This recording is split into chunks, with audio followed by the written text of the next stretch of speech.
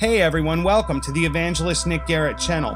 In addition to telling the truth about church history, free of the lenses of doctrine and denominationalism, we also look at and analyze, for the purpose of giving pastors tools to experiment with at the congregational level, varieties of other topics. Today we're looking at developing pastoral understanding of denominationalism. We look at the logic behind one denomination trying to uphold a truth claim toward another.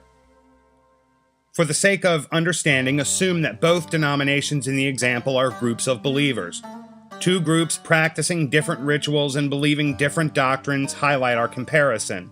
Let's call one denomination accuser and one accused.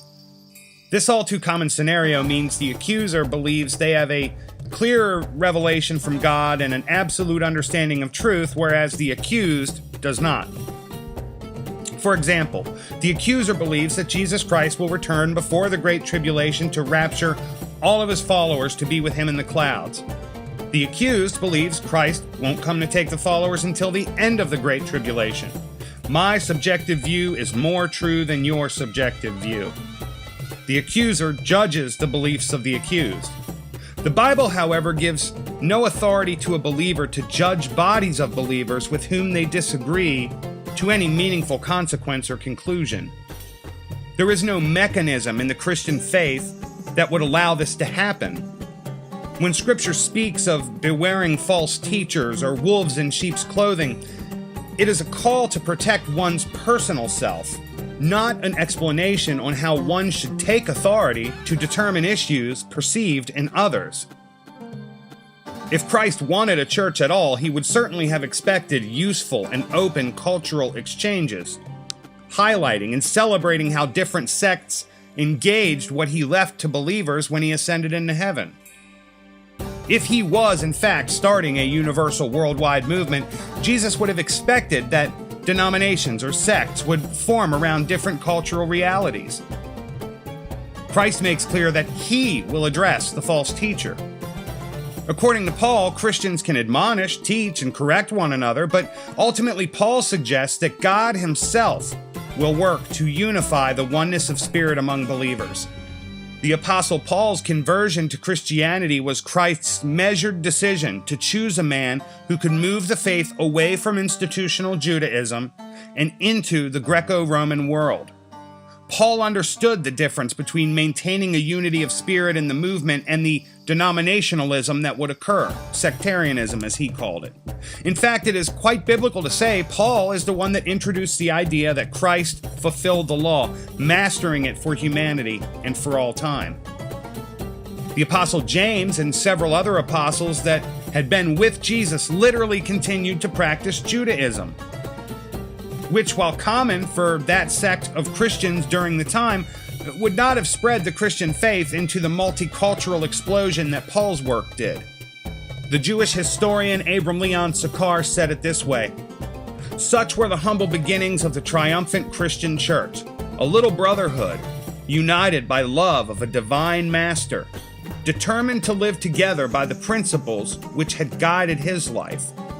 None of them, with the possible exception of Peter, were men of outstanding ability, but they made up in devotion what they lacked in intellect. They remained observant Jews, abiding by the Jewish law, and worshipped in the temple. They differed from other Jews only in their belief that the Messiah had already come and in their manner of life, which approached an ideal communism. Only two rites were part of their new cult: baptism and the Lord's Supper, the two earliest rites of the Christian church. Since Judah was filled with strange sects, the followers of Jesus were not molested so long as they kept their peace." Further, in fact, during the large conversion of believers at Pentecost, which predates Paul's conversion, Acts 2:42 reported they continued steadfastly in the apostles' doctrine.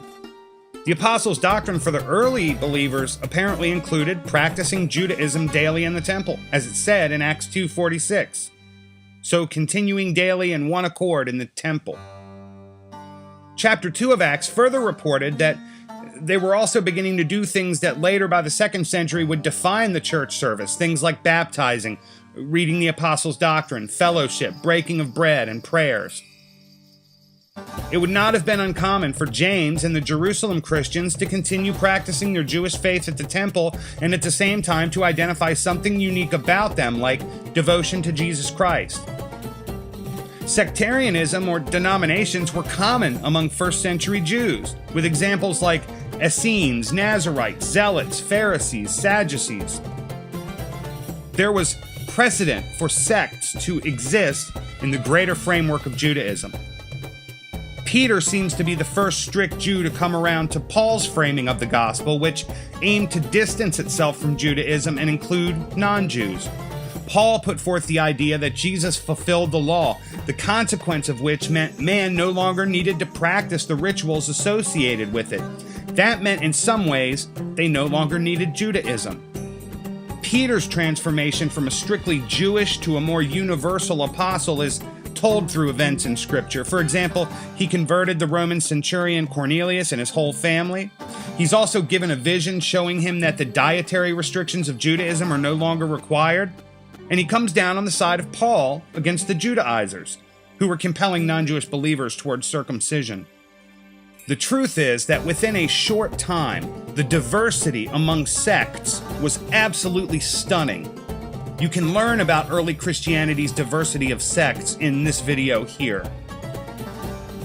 Yet each of the New Testament writers still emphasized unity without worrying that differences would impact the faith negatively. They did not think of sect in the same way that Christians do today, nor were there complicated frameworks as would be constructed in later centuries that would impact the way varieties of people practice the faith. Christianity was a movement toward a new way of thinking, universal in scope and adaptable to any cultural reality. The Jerusalem Christians just didn't know it yet. In their defense, they were rather holed up and living in fear of being hunted down by the Sanhedrin and later Nero and Titus and the Roman emperors. These facts about the people in the Bible crash hard against modern biblical doctrines practiced in American churches. Frankly, no American church actually teaches the full truth from the New Testament because most are trapped by narrow definitions for the doctrines of inerrancy, for example, which in crude terms means the Bible is without error. Yet somehow that has been interpreted to mean that there could not have possibly been differences of view between the apostles regarding the spread of the faith. The doctrines of inspiration and inerrancy, at least the way they are defined in American Christianity, have automatically bred the idea that all verses in the Bible have to neatly agree and paint one singular set of perfectly packaged ideas, free of the influence we would expect from well-meaning but infallible humans. These two doctrines, and a few verses that speak about sectarianism, have been taken to paint a picture of denominations that are less than favorable.